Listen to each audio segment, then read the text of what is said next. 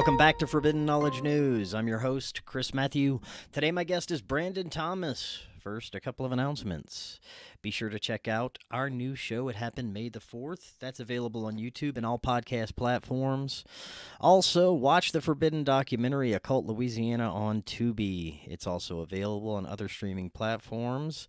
If you would like to help with our upcoming film project, Doors of Perception, we're having a fundraiser. You can visit supportfkn.com, or we have links for you in the description. Anything is greatly appreciated and would help tremendously with our upcoming trip to Utah to finish up the filming. You can also get a Rokfin premium membership. Go to rokfin.com/FKN+. You'll get access to all our premium content and all the premium content from every creator on Rokfin. Finally, booking guests for July. If you have suggestions or you'd like to be a guest, email me, forbiddenknowledgenews@gmail.com. Today I want to welcome back to the show Brandon Thomas. He is producer and host of Expanding Reality. He is a seeker, philosopher, musician, rancher, avid idea hunter, and lover of all things fascinating. Brandon, welcome back. How you doing? Dude, every day above ground's a phenomenal day. I'm doing well. Thank you for having me. How are you, bud? Amazing, man. And once again, I have to thank you for the amazing job you did officiating our beautiful wedding. Man, it couldn't have been any more beautiful and amazing. Everything came together, and again, you did a fantastic job. And thank you for being there and doing what you do. Dude, that was easily one of the coolest damn things I've ever done in my life. It was such a special moment. And I mean, that was one for the ages. There were like 10 people in attendance, including us. And it was still one of the most magical ripples in the cosmic pond of relationships ever. That's such an amazing thing. And the way that you did it, I don't know if you've talked about it on the show. No, I have not. Have you talked about it much? Okay, Yeah. Dude, we're doing this. Okay, so audience. So we go out to this incredibly cool place, no cell service. Didn't talk to my wife for 3 days, and that's okay. I love her. She knew about it. Mary was not able to come on this one. We actually had an animal that had to have surgery. It was a cat. He had to have his broken leg fixed and stuff. So anyway, he had emergency surgery and stuff. She had to stay behind. But either way, we go to this incredibly cool spot. You cooked up the most amazing brew, dude, and that's another part of this conversation. But to set the scene here, the most beautiful, tranquil place. And it was right next to this babbling brook, this river, this stream. And, you know, it was a few inches to a few feet deep in spots, right? Yeah. Meandering all the way alongside our campsite. So at night, that was your white noise, was this rushing water. And it was incredible, right? The weather was perfect. You couldn't have picked a better time, couldn't have picked a better spot. Everybody coming together was something I was so impressed with as well. Like everyone, Steve, Cory, Ken, everybody that showed up just crushed it at anything that needed to be done. Somebody already had it in their hand and was walking towards you with it. Like, it was the most insane cohesion of people who, in some cases, had never met either in the flesh or spent time together ever. And all of it just worked and clicked. And it was the vibe, man. It was this whole thing. Nothing was stressful. Nothing was, there was no bridezilla. There was no, groomzilla. There was none of that, dude. You guys were just cool as shit the whole time. And it was just an honor, honestly, to be a part of. And then, of course, doing it in the river, there's this really cool arch, and there were a few options that we'd picked. But when you get out there, organically, we're like, guys, standing in the river. And, of course, we set the arch up. We're standing there. It was freezing fucking cold. Don't let those pictures fool you. That water was cold.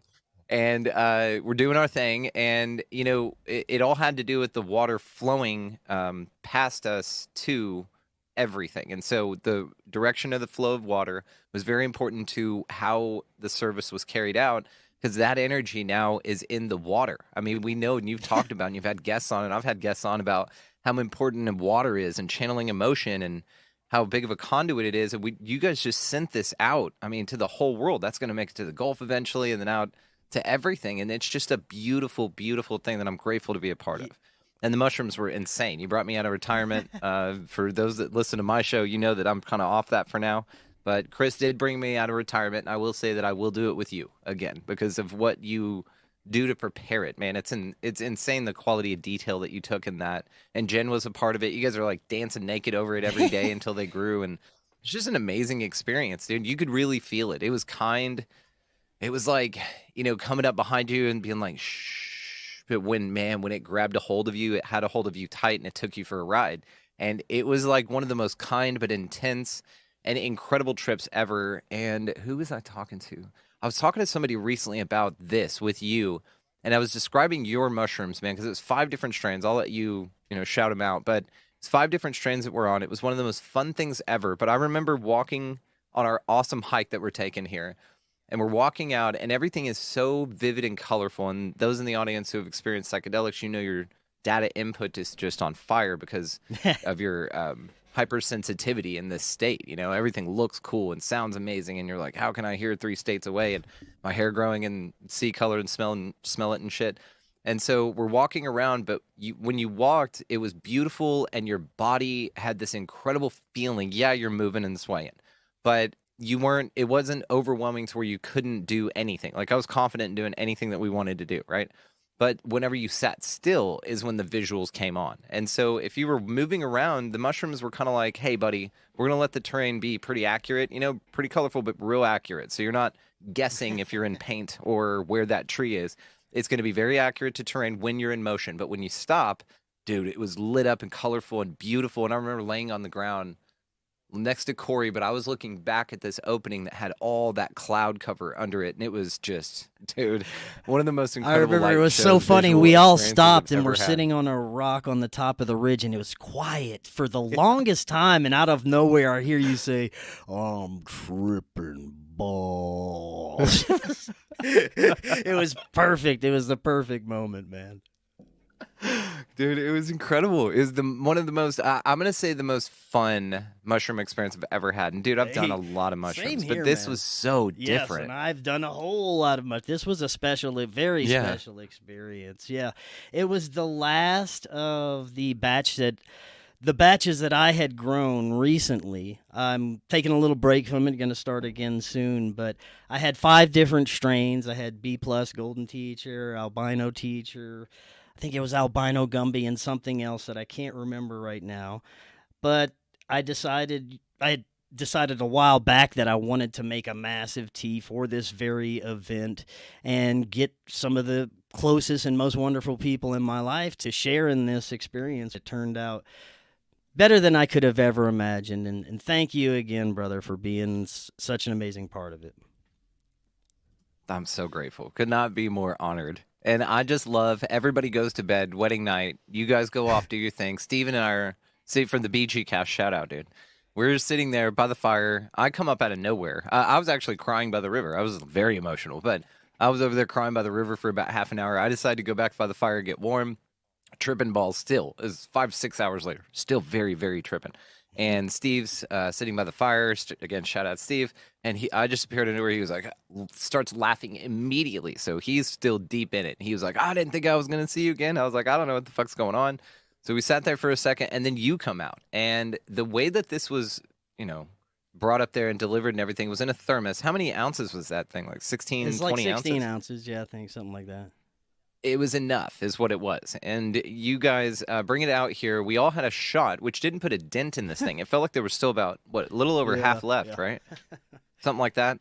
So you bring this thing over, me, you, and Steve sitting by the fire, and then we just pass it back and forth, taking sips out of this until we killed it off. And man, it was amazing. And you took your light and shined it up, and the bats were coming by, dude.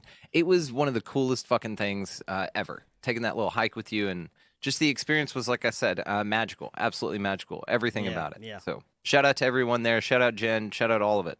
Shout out mushrooms. Thanks, and guys. If anyone out there has not ever been camping, even in any place in the wilderness, it's a great way to reset and just reconnect. Every time I go out there, I feel like a brand new person when I come back.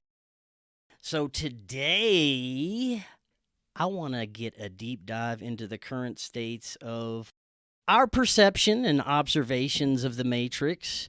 In my perspective, things are getting strange. Time seems to be speeding up along with the awareness of synchronistic connections. Now, also, there's some strange memory occurrences that are happening, false memories, seemingly changes that are occurring in our reality. So I want to share not only what I just mentioned, but perspectives about the possibility that some prophetic or even new age predictions could be coming to pass. There's many researchers that have presented parallels to prophecy derived from ancient text. And just based on the chain of mystical wonder that I've recently experienced, I am down for anything, and I love exploring all these possibilities. So we got a lot to get into, but before we do, Brandon, just remind the audience a little bit about yourself and expanding reality and your many wonderful works. Yeah, hell yeah. Again, thank you so much for having me, Chris. It's so magical. And audience, thank you so much for hanging out and listening. You find us at expandingrealitypodcast.com. The show goes out anywhere you get podcasts, as well as YouTube, I believe. And so we also have a publishing house where I've published 7 journals. They're in they're little participatory things where you go through it. There's sketch, there's write, and then there's more of a mindfulness practice that I designed. So all those are available on the website, but you can get them on Amazon and Barnes & Noble as well. And then we are starting to do events. So I'm going to kind of call back to what you just said about camping, and especially where we went, dude. We should get, I'm going to plant this seed now that we get an event going, for Forbidden Knowledge, for Expanding Reality. That's another thing we're doing is events. So let's get an event set up out there. That would be banger. Well, Jen and I were just talking about the next gathering. Maybe it should be a dual Expanding Forbidden Knowledge gathering. That'd be banging, dude. Forbidden Expansion. Something together. Ooh, Forbidden Reality. There you go. Ooh, there yeah. You go. Okay, fuck yeah.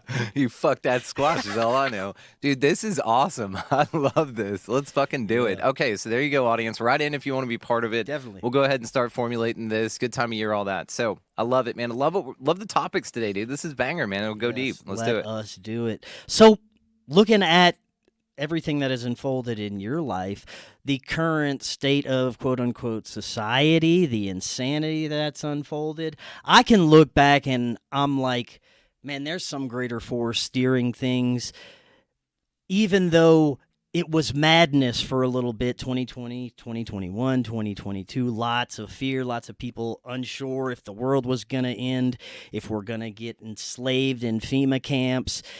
A lot of unsureness, but now I look back and I'm like, it looks like this is all happening for a greater purpose, and there's intention behind the madness. What do you think?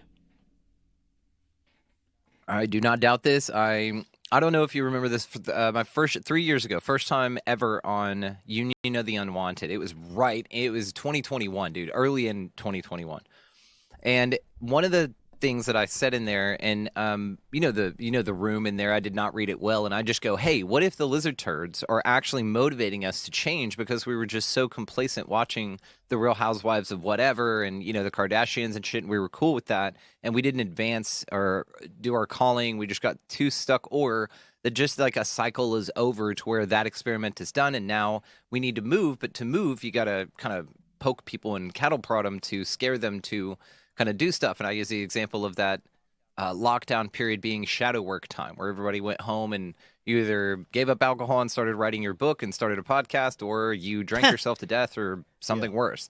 You kind of went through this period, and that was the split, man. That's the, hindsight's 2020, right? And so that seems to be this time period where everything changed. And I have, gone through the ride of what that's been like from my perspective, like you have. And man, it's been a trip. It's been the most psychedelic 4 years of my life ever. And I've changed a ton, as well as all of us. But I would say that the perspective I've got now with it is, if this unit, I wear a lot, I don't believe in one thing, man. I've got a temporary truths kind of belief. I believe in that one belief is temporary truths. When new things or new information comes in, you may change the way that you view things with that, right? It's temporary. Anything that you really think is true now is very temporary. So with that, I've felt for a while now, man, that something's going on that's doing the motivating. But in that time period, I also had a dark night of the soul, which is about 2 years ago, year and a half, whatever. And it's been dark, man. And that was to dip in and really look at the dark and to really stare at an evil that was present in my life that I was unwilling to acknowledge. And I think that when you go through this, I guess, path, we'll say, of just sort of going, that might not be true, and this is interesting, or I've had this experience, things like that. I think that you're eventually going to come across a really strong demonic force that really shakes you up. and it's gonna fucking rattle your cage. And that's gonna be something where you do realize that there's a darkness here, but its job is to motivate. I'm gonna kind of semi-quote from a book, Mark Gober. Have you had him on yet? Have I asked you this? Great. Okay, awesome. So in his book, End to Upside Down Medicine, he was quoting a priest that's in there that does a ton of exorcisms, and he said that he has spoken personally, this is what the priest said, to thousands of demons, right? And these entities that he needs to excavate from folks. Now, he said that the demons don't like their job. I'm going to go ahead and devil's advocate here, say that that's what a demon would tell you. They're jaded. But they don't like their job, right? But their job is to motivate us and to hijack our bodies every now and then and scare the shit out of us, or to cause a near-death experience, or to be a UFO experience that probes your butt. Because inevitably, all of these things cause massive change. And they motivate massive change, but from your perspective. Nobody can do it for you, kind of a thing, right? The only way out is through, just like in a good psychedelic experience. You can't just turn it off. You got to keep going, right? So I do think that things have changed dramatically. I do not disagree with you, but I do think also that it is a motivator to motivate you forward. You can see this in your own life. When you eliminate things that weren't good for you, they stop challenging you. They just stop showing up. Now, if we did this in mass, those demons wouldn't need to exist, because then there's nothing left to motivate, right? All right, so there's two possibilities I want to explore based on what you said. First, though, before we do that, I want to go back to something you were talking about, how there's a lot of considerations you have, a lot of possible belief systems, but it could be dangerous to getting stuck in any certain path or any certain belief system, because new information could come along and shatter that paradigm very easily. One thing that has given me comfort and the ability to still explore all the possibilities is a belief in one ultimate creator, one ultimate source, what I understand as God, and that is an ultimate belief. But through that belief, all things are still possible. God can be anything. It's like the conversation I was having with Cory earlier. He said his understanding of consciousness is that there's a particle in the universe. He made it very scientific. There's a consciousness particle that attaches to our mind antennas like bumper cars do with that electric current. Interesting concept, but I thought, couldn't it be the same thing as if I call your particle God and someone else calls your particle the spaghetti monster? Is it all the same thing, just different perspectives and just different understandings of the very same thing that you could look at in many different ways? The main theme or idea is there is one source of everything, and from this source appears to be infinite love and positive energy that emanates from it. And you could say that through this, we also have an immediate connection and the same abilities as this source creator energy, and we do our works, or its works are done through us.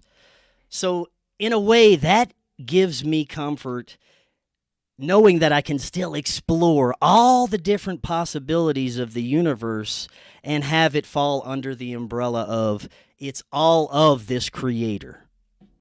I'm smelling what you're stepping in so hard, man, because I love the unity consciousness thing. And it gets into solipsism at a level, because then you're just one thing experiencing itself subjectively, and you're everything here just experiencing itself from different vantage points and points of views and points of time and interest and interpretation and all of that. And I dig it. I have challenges with, I think, number one, I have yet to find, I'm going to remove the word can't. I've yet to find a connection with it in a way that I can feel certain enough about to say this is cool. But I know that it's not going to be offered to me, right, and that I need to choose this, right? And trust needs verification, and verification is something that I don't feel like I'm going to have. And so this is why, again, temporary truths is what I put trust in. Now, back to what you said about beliefs. There's a quote from a movie called Dogma. Yeah, Great movie if you guys haven't seen it. Chris Rock in there plays a character named Rufus, and in there on the train he says, I don't have beliefs, I have ideas, because ideas are easier to change. And this has been a philosophy that since the 1999, when that movie came out, since then I've really, really adopted this philosophy. It's just to really flow in and out of these rigid belief structures. Now, back to what you're saying, the unity conscious thing that you've connected with, and I love that you've connected with this, man, because when you do, it's a certainty that I haven't been offered yet. And I'm not ruling it out for my inevitability and all that, but I just haven't been offered it to the same degree of certainty you have. And so what I will say to this is that there seems to still be, if that's the case, a lot of dark parts of itself experiencing itself in a way that affects you on a psychological level, which is part of your ride, and I get it. But at a level, I think also there's a lot of consideration taken. And when we have to over-explain something away from a simplistic narrative, then it gets to interpretation at that point, right? Then it's just a story. It's what somebody believes. Now, a lot of people believe a lot of the things, and they're all great and cool. But due to the fact that there is no conscious verification that's ubiquitous is why I would say I have no fucking clue. I mean, this place then, you know, you give life the meaning that you have, right? Now, if you attach to the ideology of a unity consciousness and you're like, everything is one, it's easier. Yeah.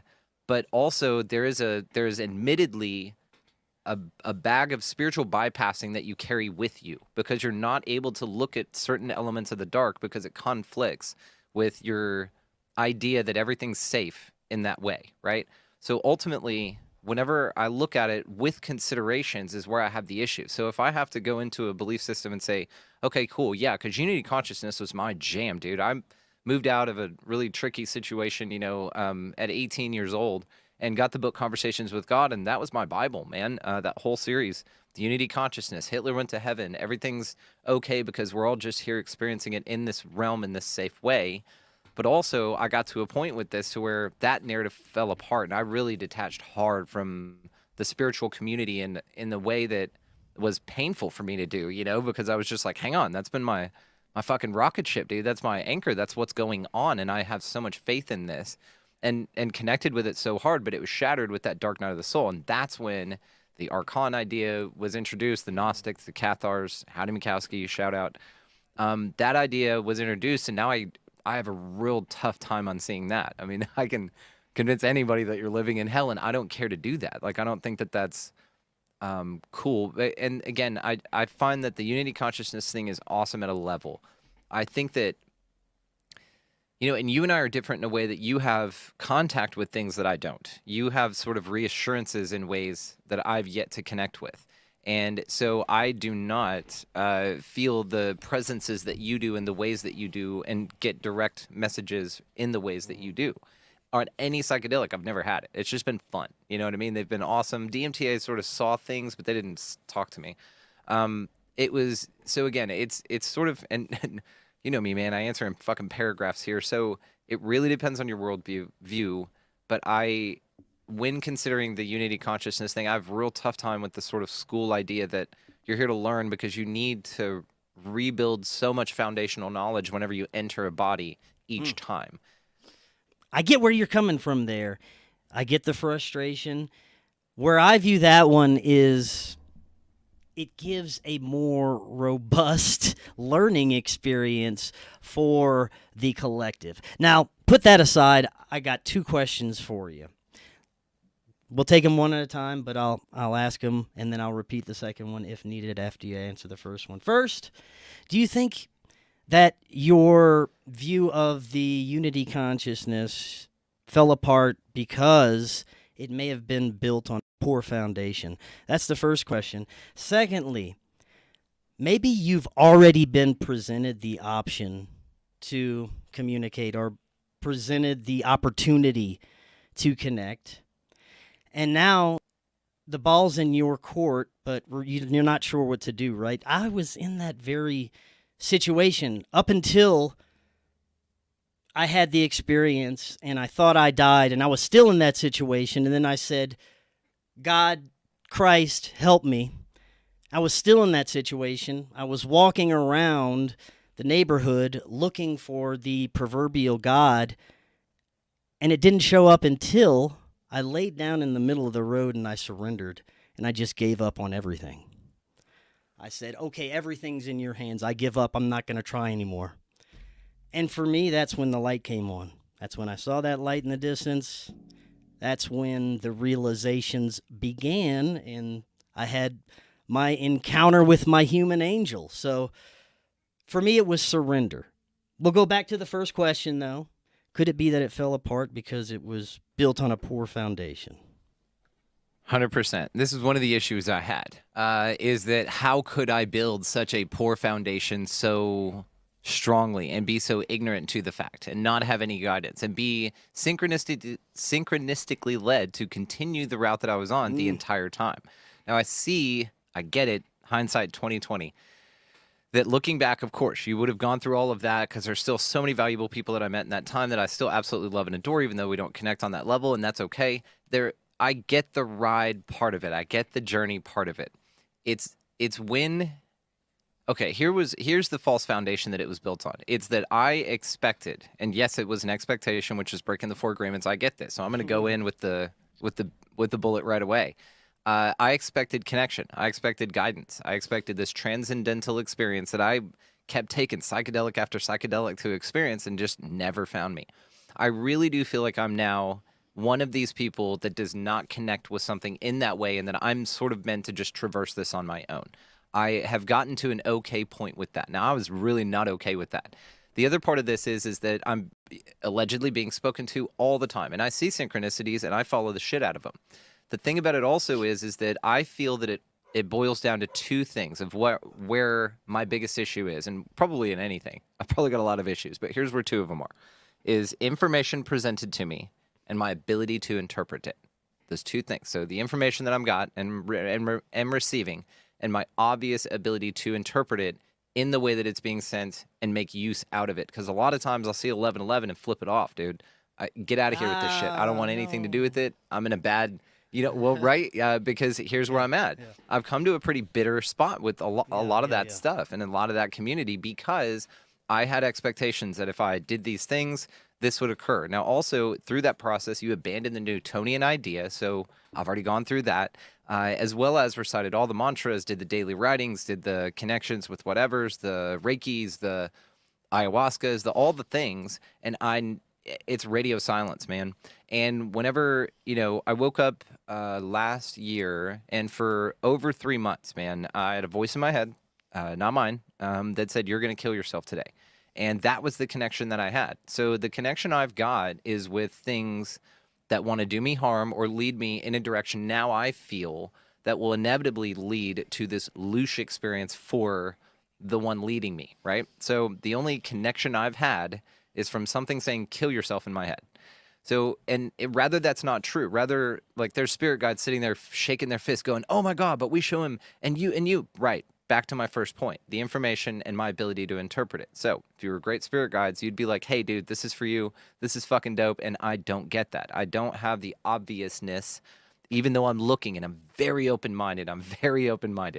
And so that's what I feel my biggest struggle was. And so from there, it was just sort of, okay, well, fuck you. In the same way that I abolished and moved on from religion and went atheist for a little bit, and right into spirituality, the pendulum swung hard into the dark, man, hard. And I know it's been useful because it's been empowering as shit. I was very unbalanced in the way that I saw things. And now I'm much more balanced. So again, the usefulness I can do with, but it's the modus operandi. It's this, nauseating experience that honestly, I don't feel like I signed up for. That feels most of the time, and especially lately, that I've gotten to a point where it feels like it's more punishment than reward. And it's that's where the challenge comes in, man. And when I was marrying you guys, dude, I really kind of swallowed this shit, and that's what I was crying about over by the fucking water, man. I was just, you got to let it go somewhere, and everything was so fucking heavy already with all this just shit, dude. And so I was just over there just emptying out into that river, man. And again, it just sort of feels, and whether this is true or not, its perception of the occupant is that this is sort of being done maliciously, not to my benefit. Of course, I'm growing and learning and all of that kind of stuff, but I sort of feel attacked, which is more of a victim mentality, which I don't like.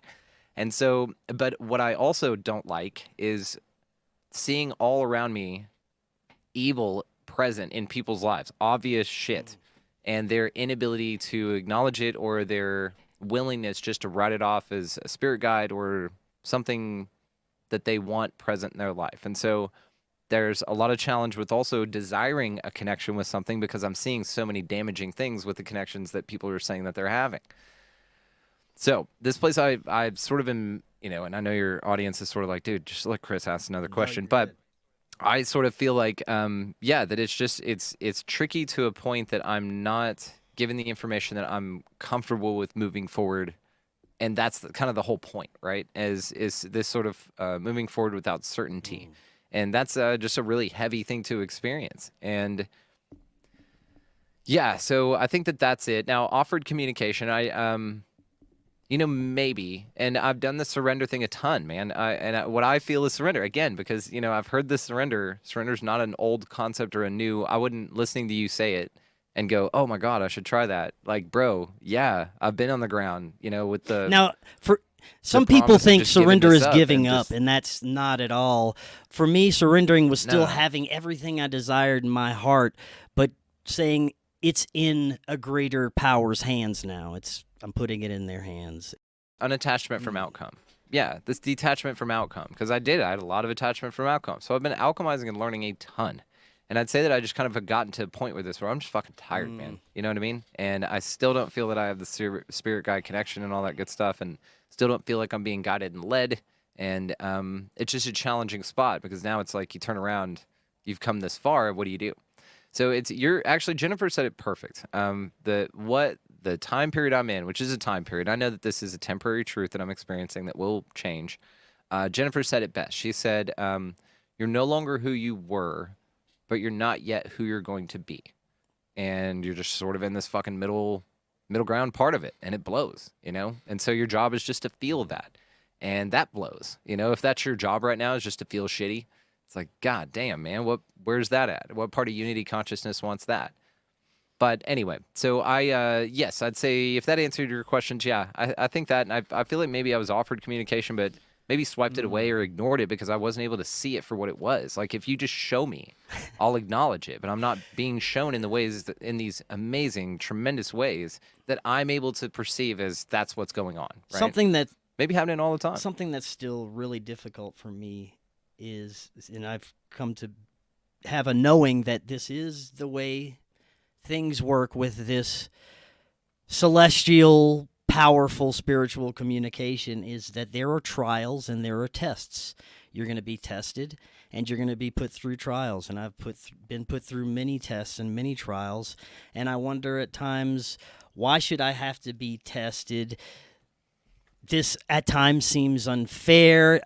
I don't know what I'm jumping into, and I'm jumping into things. Shouldn't there be some sort of instruction guide for this?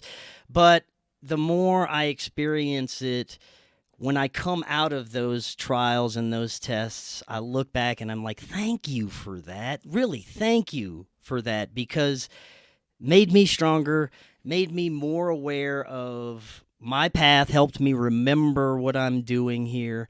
And yeah, when you're going through it, it's the worst shit in the world, and you can't see the good side of anything.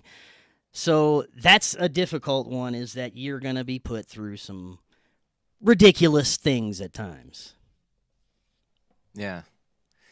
Yeah, and and it just seems like you said, shit's getting weird, man. It just seems one thing after another, and what it is also is it's coupled with extremely high highs. So now I'm feeling bipolar as shit, is because it's like been extreme high after extreme low, like big time. And so, I've sort of, contemplated this idea of ascension. And if you would have asked me like 6 months ago, I would have told you ascension is a lie.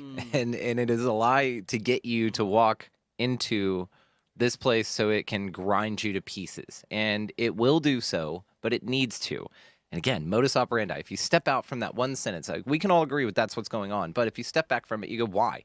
Like, am I being punished? Am I just like some fucking horrible person in some other life? Or like, why do I need to experience it that way? Or why is it even like possible for me to experience something that should be rewarding that way, if that's what's occurring? Okay, so again, the no guidance thing is what's so I think, traumatizing, honestly. I think that's where the trauma is, because everybody's just kids out here, just sort of stuck in this fucking weird boarding school that your parents dropped you off at. We're all from different places. We're all seeing the world differently because we don't have any context for what we're seeing in this place because there's no consistency.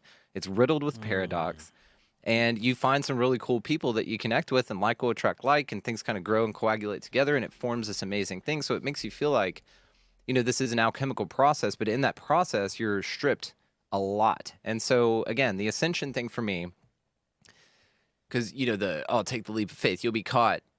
I took the leap of faith and I've just been hitting cliff after cliff after cliff on the way down. And I feel that what the Ascension thing really is yes, you climb the mountain and it struggles and you will learn all the way up. And you're carrying buckets, you know, cut wood, carry water, all that good shit. And you get to the top of this mountain and you're like, all right, spirit guides, what's next? And some huge hand comes out of the fucking sky and goes clink and just taps you off of that bitch and flings you. Now, there's no wings to catch you. There's no nothing. There's this terrifying fall. You hit the ground and you shatter. And whatever you're able to scrape together out of that injury is what you pick up. And then you look over and there's another goddamn mountain. And it's this process, man. It's this being convinced to climb mountains to then be thrown off of them. Because the impact is what shatters you open. And that's, again, how it feels. That's how this occupant is perceiving the ride. And so, but now, again, this is 6 months ago. Now, I have a new concept that I'm looking forward to integrating with some grace. It's there, I get it, but I don't have grace for it yet, admittedly. Very self-aware, by the way. So I think now that Ascension is more expansion. Okay, so the name of the show actually bang on. So rather than, you know, we're really like a balloon being inflated is what it is. But if you choose to be inflated by whatever's inflating you, it happens at different pressures. The gas inside kind of as a dickhead sometimes. And what occurs is like your form that you were in is being stretched to the max in all levels. So you're tension. And if a lot of air comes in that thing, it's really painful. And I feel like what these big, you know, ascensions or like the Schumann resonance and shit, it's a lot of air in that balloon at once. It kind of challenges you. Also, astrologically, this occurs because you're going to get retrogrades. You're going to get these times that come through. Your Pluto square, which is personal to you. All these will ensure that you get growth. Your balloon's going to get inflated, but it's uncomfortable as fuck. And so it's this perception of expansion rather than ascension that can sort of, I've been able to stomach. Honestly, that's what's been keeping me going. Number one, spite. That I'm moving forward with spite, honestly, in a big way. But number two, it's this concept that the uncomfortability is that it because it's coupled with the high highs and low lows, is that yes, your balloon is expanding like crazy, but your disposition floats between the inside to the darkest and most expanded that deep has ever been, and to the highest and most expanded that high has ever been. And it's sort of energetically dualistic within that balloon, if you want to just stick with the metaphor here. So that's what it sort of feels like, man. It's this expansion, which is uncomfortable, right? You can feel, you know, you can anthropomorphize the feeling of that balloon and what it's going through whenever it's being stretched like that, you know, what it feels like. And sometimes you feel like you're going to pop, and it sucks. So yeah, I want to go back to something we were getting into earlier, the demonic archonic forces or intelligences. And we explored the possibility that they are part of our human experience, that they're necessary in this realm. Well, I considered that too, and there's really a couple of possibilities that I bounce around with this one. And shout out to Ola Wolny. This is the young lady that's going to be on my show in a few weeks. She's got this great theory about what is unfolding right now and the nature of our reality in general, that what we consider archons, fallen angels, the Anunnaki, these ruling class intelligences that may have had a hand in our creation or our enslavement, either way, in control of our reality in some way. What she believes is the incredible unfolding of events that we're experiencing now and have been for the past few years is a breakdown of their matrix control system. You go back to biblical and ancient scriptures where these beings taught man the ways of the material world, how to thrive in this material realm, and they were rulers of this realm.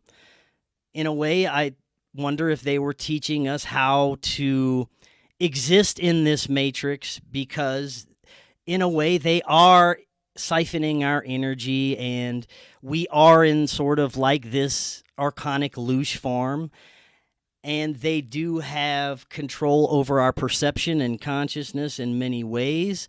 And the transmission from outside, from what I understand as source or God, is coming through in different ways, through psychedelics, through people's meditative experiences, through profound spiritual experiences, maybe contact and abduction experiences. They're getting the message that, hey, you're being deceived, you're in a false matrix reality.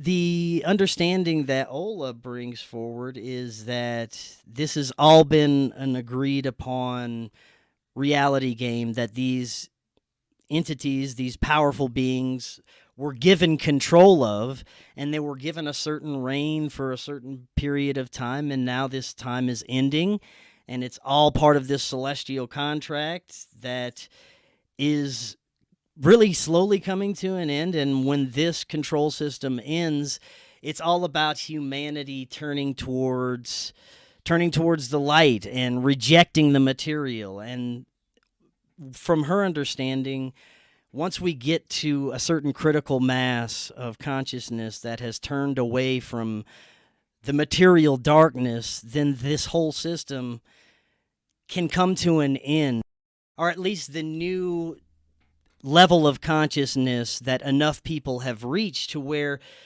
these people can exit this control system, and those that want it can stay within it. And I think that's a great way to look at it, because looking back on the series of events that have unfolded, and on top of the events that I've experienced, it really resonates with me that there's an end of some sort of era of darkness on Earth. Now, the question is this part of a celestial contract? Is it all agreed upon, and is it coming to an end as agreed upon? Or is it possible that these intelligences maybe took on a life of their own and have their own desires and want to hold on to this control system, and maybe they're fighting for it, and that's the turmoil that we're seeing right now? What do you think? Bro, I think a lot about this, and not to keep it all dark, because I do enjoy things here, okay? But yes, if you look at it from a dark perspective, because once you think of it like conspiracy theories, right? Whenever we first wake up to things, it's terrifying, dude. You fucking hate this place. You feel like, oh my God, there's no way out. But then you figure out how dumb the government is and how stupid the things are going on around you and how easy they are to call out. And you're just like, oh, this is stupid. And so you just withdraw your energy and move on. So I feel like perhaps the discovery of this Archon type thing is shining light in the dark corners where it likes to hide out. But if you're shining light there, it can't. So, light diffuses everything. So if we're looking at it from that perspective, from a systems perspective, so many points of view make sense that there is an energetic force here that feeds off of our reaction as a compulsory sort of experience, a symbiotic experience to, let's say, power a spacecraft. What if we're just in an experience in an enclosed dome or something like this on a massive spacecraft traveling through space, and the way that it powers the ship is, yes, not only our body heat, but also they've discovered this thing called loosh, that actually if you run an experiment, not only are the participants healthier, but also we get energy to power the craft. Now, along the way, maybe some malfunction happened, because then this ties into the Archon thing to where the demiurge is actually not supposed to have happened, that it's actually a perturbance where Sophia created outside of her pair as one of the ancient aeons, and then from there, the demiurge is what created this place as a copy of a real heaven that is really cool. Because don't you look around here and you just go, man, if there just wasn't this and this and this place would be fucking awesome, right? So it is built on something amazing. It's just perturbed. It's like fucking Bizarro World or this mirror dimension or something. But right over there, it's powering an amazing realm that is awesome or something, right? It's like a copy. So to the story, though, if we're following all of that, then we are expressions of souls that either were tricked to come in here or chose to come in here to power the system to run something called life. Now, with the knowledge of that there's archons running around here and that this system actually powers itself from the director actor perspective. So technically, you know, you're one of the archons as well, scaring the shit out of yourself to scare Lucian to yourself, to feed yourself, to inspire yourself, to keep walking through a death by 1,000 cuts shithole, to keep feeding Lush to yourself. It's a way to look at this place. Now, if we see them as motivating us to change things, right, then one could say that an expansion is necessary. They're the air in the balloon, okay? So they're the ones filling up the balloon, making everything uncomfortable. What's happening, though, is that we're expanding. We're actually growing, and it's awesome because it helps them, too. Then you think of how the Smith, Mr. Smith in The Matrix was talking to Morpheus when he had him all tied up and shit. And he takes his earpiece out, and he's like, I fucking hate this place. The smell of it, like, this sucks, you know? And he wanted out too. So it's sort of this symbiotic relationship in that way, that they're motivating us and scaring us to get the fuck out. It's like a haunted house we just sort of took a nap of in the middle walking through. And everybody's like, hang on, you know, you got to walk all the way through the fucking house, man. We got to move on. So these things are scaring the shit out of you to wake you up to move on, is a way to look at it. But you could always look over and go, that's what an Archon would want you to think, is to keep, you know, hopping into that light and keep hopping back in here. So it's this paradox, right? But I don't have sort of a, this is really what's going on, even though we can consider all these things and talk about it. You know, now, one thing that oddly gives me hope, and it used to terrify me, is prophecy, is ancient scriptures, even biblical prophecy. The same sort of apocalyptic story that unfolds, the destruction of our current reality, of what we're in, and then the rebirth of something new, some sort of heaven on earth. And this is the eternal story. It's the hero's journey. It's what we've seen portrayed through Hollywood and media, and we know the prophetic effects of our entertainment industry and how we've seen a playbook of everything that has unfolded in our reality and the way things really function under the surface. Hollywood has been telling us about it the whole entire time. So if we look at that, the stories have been told to us already. We've already seen the outcomes unfold through our historical scriptures, our literature, our own creative works, and Hollywood and cinema.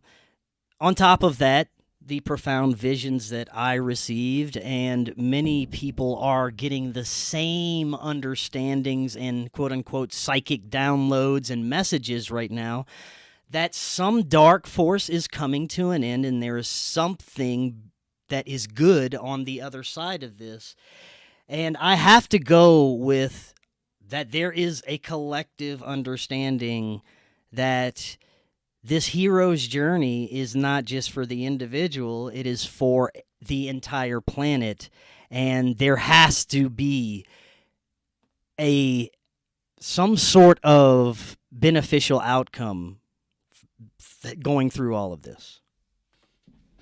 But isn't that something we want to believe? Why wouldn't you want to believe it? Of course you do. Well, but I'm saying, okay, but then from, again, a systems perspective, let's say that if you're doing the simulation thing, then anything that you get as prophecy could be planted. You know, even the secretive societies could have planted the Bible and everything in Revelation, and then they just sort of slow burn all the acts and then have everything move all the pieces on the chessboard to make sure that comes out, and then also keep it in the mind of times, right?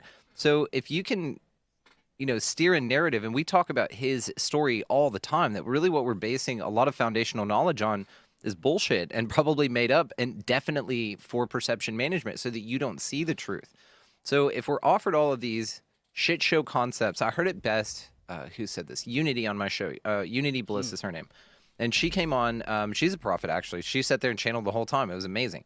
She said that this analogy about this reality, and it's that there are two teams here, and they're playing basketball. Okay, one team is blindfolded and has no idea what's going on or the rules of the game. The other team has far fewer members, but is unblindfolded and knows exactly how the game is played. So if you look at it from that point of view, then this is a ride, right? And everything that we're experiencing from the occupant's perspective from us is just part of this ride. And yes, at the end of every challenge I've been through, brother, I'm proud that I'm still here because I ignored the shit out of that voice that told me I should kill myself. Again, this is why I'm living out of spite. Now it's part of my fuel to just keep fucking going. I didn't think I needed that. I wasn't suicidal before, and I don't consider myself so now. It's just interesting to sort of see that now I have a new motivation to kind of keep going. But it's made me talk about it more, to be honest with you, which was, I think, the whole point, is shining light on that dark. And just saying, yeah, I see you over there, dickbag, but we're still doing our own thing because we still show up. Even though, and Jennifer pointed this out, very sweet of her, even though I was fucking crushed, man, just psychological, emotional, everything, I still showed up and did your wedding. And it was still banger. And you couldn't even tell, right? I didn't bring any of that shit with me. The point is to sustain this shit, but to keep moving forward and to show up for love and to keep shining your light. And if you can do that, I think that's what the whole point of this is. And it is getting darker and darker and darker. But again, from a systems perspective, if this is a simulation, yeah, you beam the same message down into a shitload of people's minds. Another thing is that Gwen Towers. Have you seen those? Yeah. GWEN, it's an acronym. Okay, so you've got those 5G, air quotes. Those can beam messages into your head with this sky to skull technology that Russia's developed in the 50s, allegedly. It's all part of this Project Bluebeam thing. So maybe rather than awesome UFOs and shit in the sky, or maybe before it, they start rolling these Gwen Towers out, which are all around you. I can guarantee you, if you're a black sheep in your family, if you're listening to this, you can locate one within a half mile to a mile of your home, and it's probably pretty new. And so if you go take a look at this, we're probably all being targeted in this way. And it's interesting when you start looking at these paranoid perspectives, because then all the information that you guys are getting, they just say, okay, sector 12, 13, 32, 38, 86, beam this message. And then all of y'all sort of find each other on message boards and shit. And then now you're having the conversations that steer a perspective. Another thing just to keep in mind here would be Bolshevik Revolution, Q, any of these things that promise a savior that also encourage that you just chill the fuck out and don't put any sort of action into your own life. Be wary of anything that promises something while you just sit back and fucking do nothing, and actually play it cooler because you're fucking things up by trying to do something. Anything like that. Take a cue from history, if you want to call it that.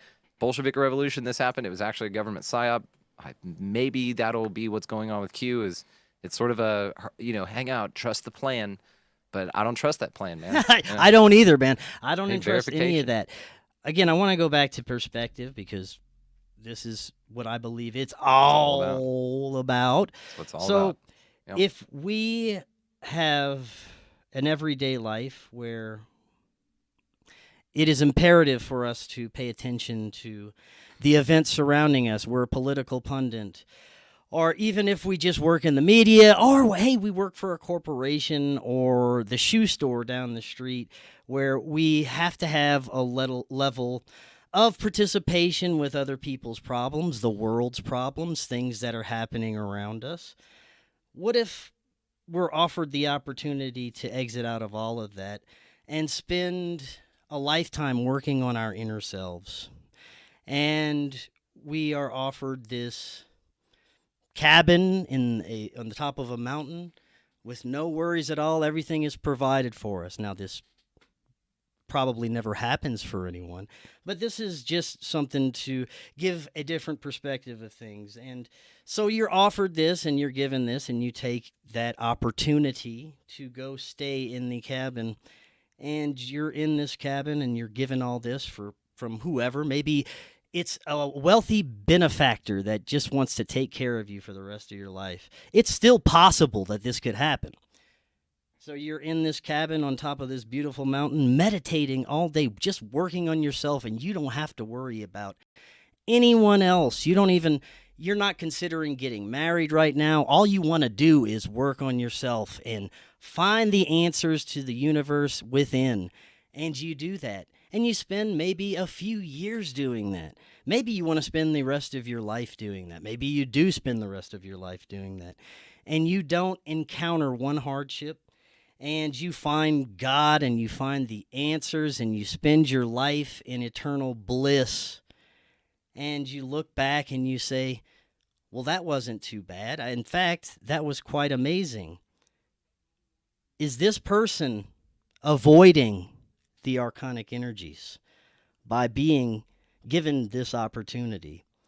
Because if all they have is love and light in their life, and they spend their entire lives looking within and exploring these inner levels of peace, are they avoiding the archonic influences of the world? I think this place is such a personalized hell for each of us. Yes. And what it is it's a death by 1,000 cuts. And so what I think this is actually is because, yeah, we'd like to see change here, but we're not going to. And the other thing about this is if you are sitting up in meditating on a mountain, you're missing out on the waterfalls on the other side of the earth. You know, we went to Australia. Australia's cool as shit. I would recommend that. And if I'm on a mountain meditating, I can't do that. So there's a lot of exploring around here that I'd like to do. It's just without the bullshit. You know, there's so much bullshit that's obvious and unnecessary, but it sort of feels like you're in a school, but that it's mostly kindergartners, and they have to play to the lowest education level, right? So you have to wear pads on everything. Like you have to ask permission for everything. You're like, what the fuck is going on here? Like, I'm an adult, and you feel like stuck in this fucking hellhole of these. I'm going to say children. Okay. I had a lot of words going through my mind, but I'm going to say children. And so let's say, but also, you know, okay. So Archons, the concept of it in general is so interesting because, again, you could spiritually bypass any of this stuff because Archons can sit there and plant everything in front of you. They can show up as Archangel Michael, and then they can affect the person that got Reiki from the same person you did that's planting the seeds. You know, all this like weird stuff when it comes to this, and no sort of clarity on any of it. So again, it feels like this weird ride where we're all just playing make-em-ups, and it's fucking emotional as shit constantly that just steers you in all these weird directions. And from the perspective of the occupant, you get to choose how you feel about it. There's no sort of, here's what's going on. It's just, here's a bunch of shit. How do you feel about it? And you determine that. You know, as far as sort of directing it, you know, because I've got a lot of arguments against free will these days, right? So as far as sort of like, okay, this is what I'd like to experience here now that I'm aware of this information. Can I just choose that, please? That doesn't seem available. So this is where you get to the point where you're able to, I feel, ride the bike, but they still make you have the training wheels on it. And it sucks, man. It's sort of like, also, you know, coming down here and saying that you're supposed to be in the physical, but then deny all the physical. What the fuck is that? It reminds me of this saying like you can't have your cake and eat it too. Well, then what the fuck is the point of having cake? Are you just going to sit there and stare at it? I don't think it's about denying the physical. I think it's about experiencing the physical and learning from it, integrating it in a way that can be harmonious with the rest of your creation, with the rest of whatever populates this realm. If we interact with what's here and we use it for selfish reasons or to harm others, that's a lesson, I believe, right? But isn't harm subjective, right? Okay. So if I go mow my yard, I'm mowing my yard, but I'm killing thousands of insects. I accidentally ran over a little bunny today, and I fucking another I thing. felt bad about it, but the I couldn't micro see and macro possibilities of this realm. The ants that walk on the sidewalk, we can choose to give them a sugar cube and bless them like we're the archons or we're the gods, or we can smash them into oblivion, and they have no idea either way. Is it the same for us? Does it go into these macro levels where these intelligences really don't care either way? Maybe it's entertainment for them, and they can either choose to smite us or bless us in different ways. That's an interesting concept, and I think to a certain level that could be true, but it's like we're in this enclosed system, and there's something, I have this just connection and knowing, that's just me, that there is something else outside of this that has a level of, I don't want to say control, but awareness over everything that is happening, and it's cool with it because it's supposed to be. That's just this knowing that I'm not cool with somebody being cool with the rape and murder and child drinking blood and all that shit happens constantly, man. You know, it's like, why? Why are you cool with that? You know, if you're aware of what's going on, you're aware of, you know, then it shows a lack of empathy, man. It shows just a complete disconnect and indifference. Well, that's the thing. You're not cool with it. I'm not cool with it. Analogy. most of the people on the planet aren't cool with it. And this is But you're learning. right. This is the part of the cosmic evolutionary process that I see us going through. There are things that are getting better with society, and most people turn away from the darkness, but there's still a lot of people that are part of the matrix system. They have their roles, but their roles are within the programming. They haven't learned not to take someone's life, not to rape a child. And it seems like, oh, how could you just not learn that? Everybody's at a different level, and it's like that kindergarten analogy you were saying. Most of the people that participate that they're at that kindergarten or below level.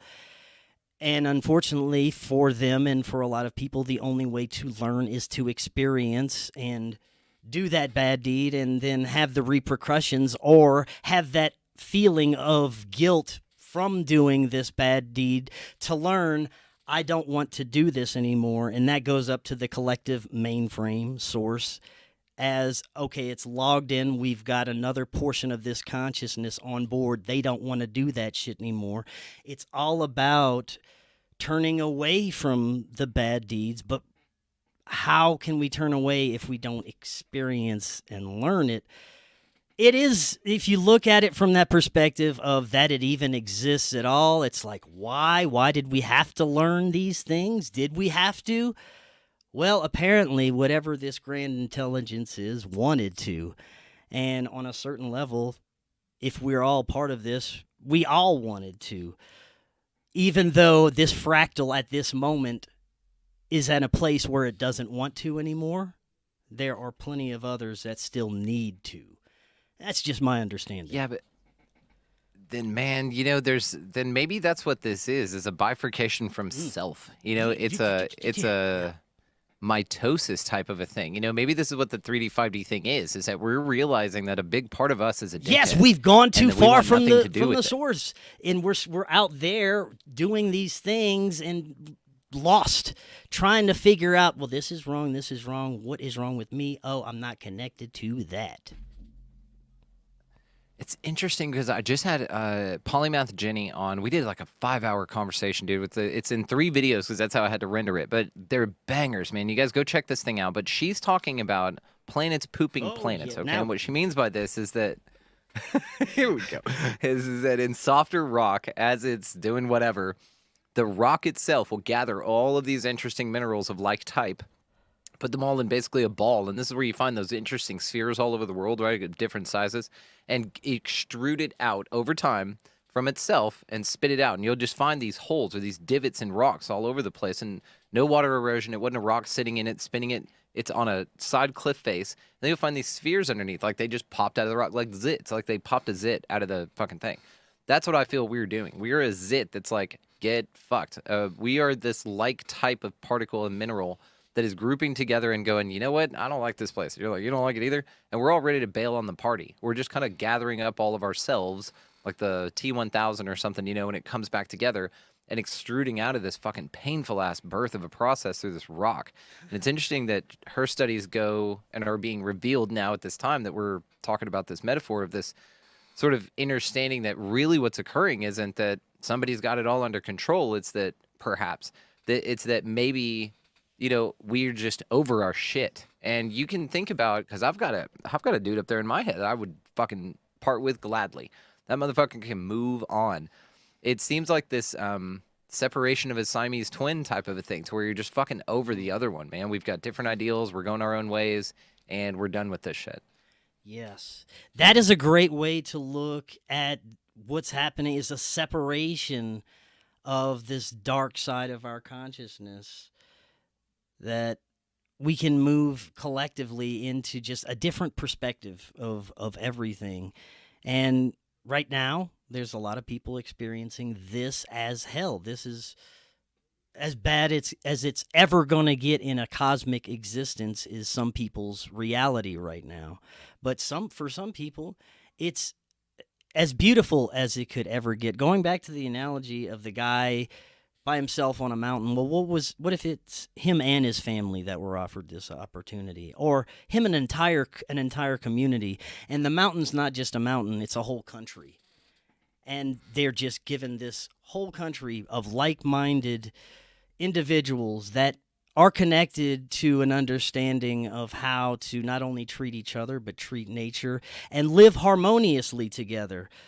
Could they possibly avoid the archonic influence of doom and gloom on a daily basis? Maybe it could be possible. Is technology the protagonist for a lot of what we experience? Because we never lived without it. We always had a TV in front of us, man. We always at least had a radio. We always had them telephone poles ever since we were alive. So is it this that is causing this overlay and this constant kind of like just mild feeling of dread at all times during my human existence, right? It's always there. Even even after I have this just mild dread at all times, and everyone I talk to has it. What is up with that? Is this some electric frequency, that the dread frequency that they just have constantly going through us? It seems inescapable. You may have moments of happiness, or you get into a different state of mind, meditation, you're in nature, you see something beautiful, you have fleeting moments, you get back into your daily grind, and this frequency of doom just comes. And it's not like overpower, it's just in the background. It's like a gut kind of vibration that you have at all times, like, oh, there's something I need to take care of, I'm missing something bad's gonna happen, I need to do. It's always there. What is it, right?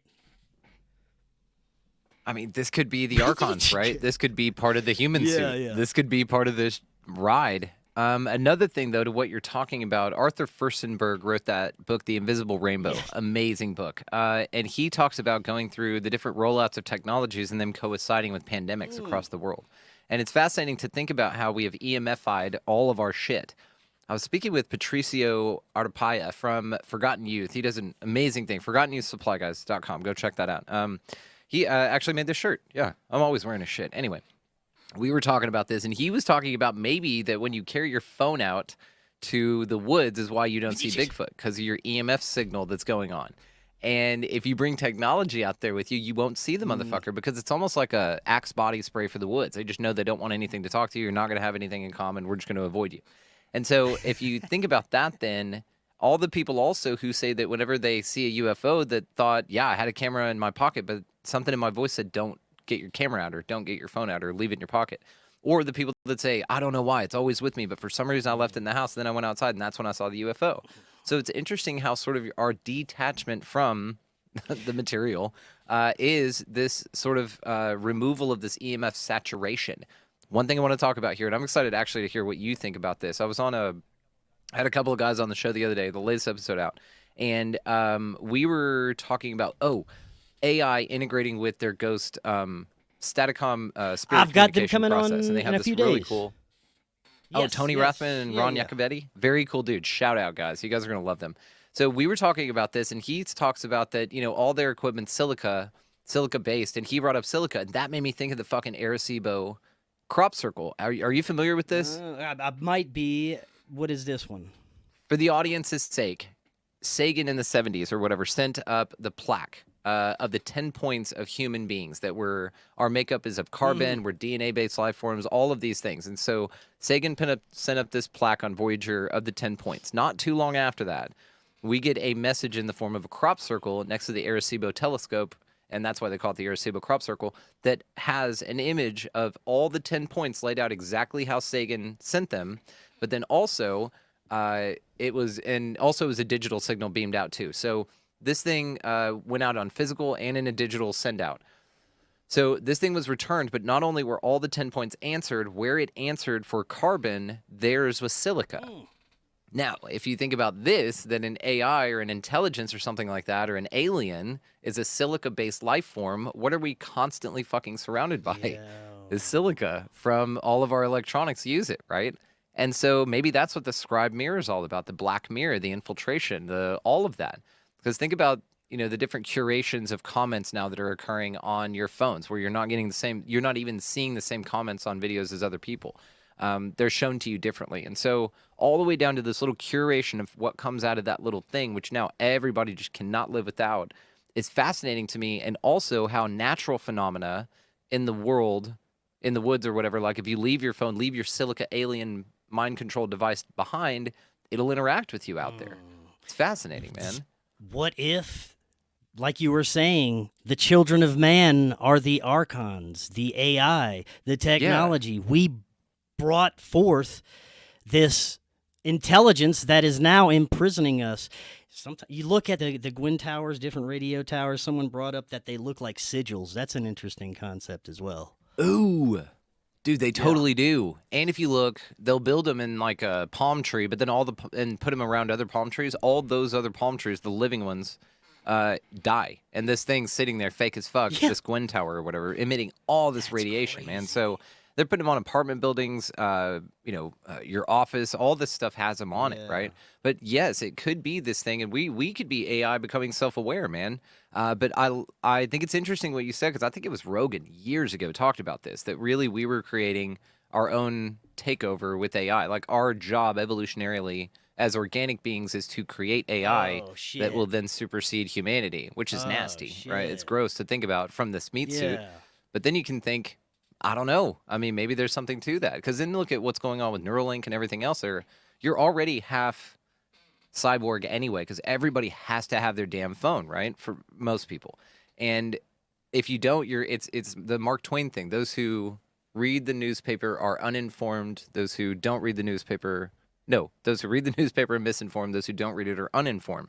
So you've got no clue what's going on, but also you're not being lied to and coerced constantly. And then you think about how people are attached to their phones. What's the biggest thing? Oh, I've lost my phone screen broke, my blah, blah, blah. All these challenges of needing new updates constantly, buying new phones and whatever. Eventually, they're going to interface the motherfucker straight into your hand, and you're going to beg for it. They're going to make it cheap as shit. They're going to give it right to you, and it's going to be right there. And now you don't have to carry that bulky thing around anymore, and it's going to be great. It seems impossible to reject technology at this point. The question is, what direction can it go into? There seems like right now, there's no service to humanity in most of technology that we deal with on a daily basis. It's to benefit the rich and powerful, and mostly to make us stupider, at least to the level that it's at right now.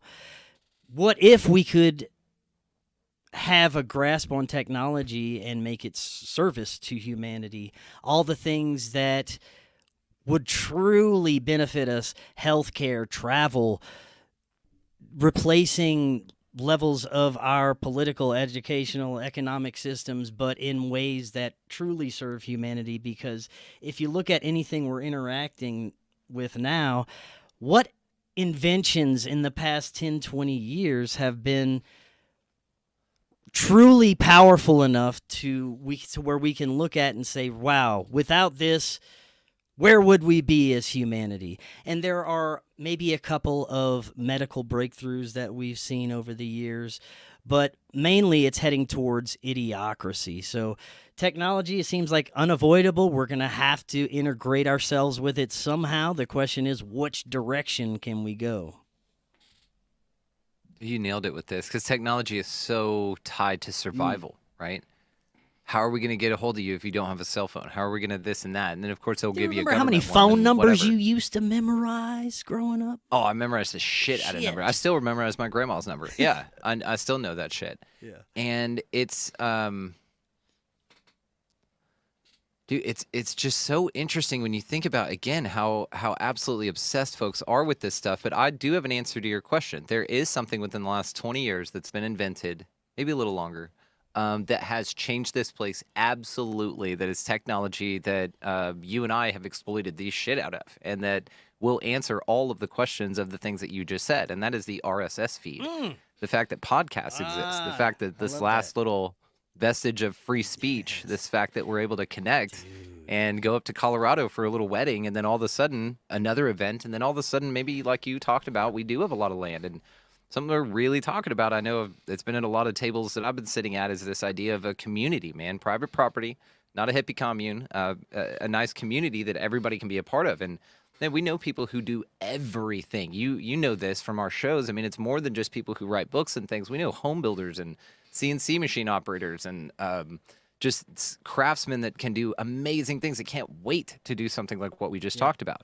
And the RSS feed has given us all a voice and an ability to connect. And so I think that has honestly been the way that we've kind of said, fuck you, Dad, with their own technology. You know, it's like bring them down from the inside with their own shit kind of thing. Well, here we go, planting that seed. If we start that community, we could be that community of people on the mountain, separated from the archons, living harmoniously with each other in nature, out of the matrix. That is the answer. That's how we do it, is to form our own communities and reject the systems that were built on a foundation of darkness, doom, gloom, and human slavery, and build it on our own foundations of human sovereignty, love, and harmony. How about that? How about that? That right there. And then that's the thing. And then do they just come Waco you? Yes, they do. Waco you. But, but that's the thing is, do you then, then you can get to what's the point and blah, blah, blah. But I don't think that that's the way forward. I really feel that I'm very called to do this. And maybe it's a big loose trap for archons and maybe I'm being set up for that, but I'm following it either way. And that's the calling. That's what we're doing, man. We know just so many things have lined up to where this community has been so incredible that it needs a home. We need a safe place for our ideas to grow.